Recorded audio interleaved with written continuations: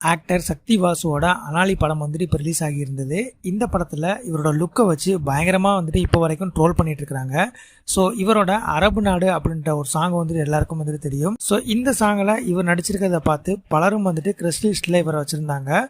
So இப்போ வரைக்கும் நிறைய பேரோட பிளேலிஸ்ட்டில் இவரோட பாட்டு வந்துட்டு இருக்குது அப்படின்னு வந்துட்டு சொல்லலாம். ஸோ தொடர்ந்து வரக்கூடிய அவரோட லுக்ஸ் பற்றின ஒரு விமர்சனத்தை பற்றி இப்போ அவரோட இன்ஸ்டா பக்கத்தில் ஒரு போஸ்ட் ஒன்று போட்டுருந்துருக்காங்க. ஸோ அந்த விமர்சனத்துக்கு பதிலடி கொடுக்குற விதமாக ஒர்க் அவுட் பண்ணுற மாதிரியான ஒரு போஸ்ட் ஒன்று போட்டு அதில் என்ன சொல்லியிருக்கிறாரு அப்படின்னா, ஸோ இதே மாதிரி தான் வந்துட்டு நீங்கள் என்னை பார்க்க போகிறீங்க.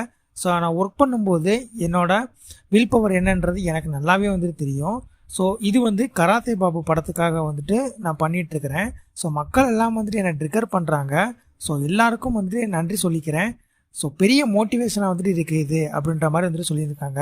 அது மட்டும் இல்லாமல் இது எனக்கு வந்துட்டு புதுசு கிடையாது. ஏன்னா எல்லாமே வந்துட்டு ட்ரிகர் பண்ணுறாங்க. ஆனால் இந்த ட்ரிகர் அப்படின்ற ஒரு விஷயத்தை கண்டுபிடிச்சதே நான் தான். ட்ரிகருக்கே ட்ரிகரா அப்படின்னு வந்துட்டு சொல்லி முடிச்சிருந்துருக்காங்க.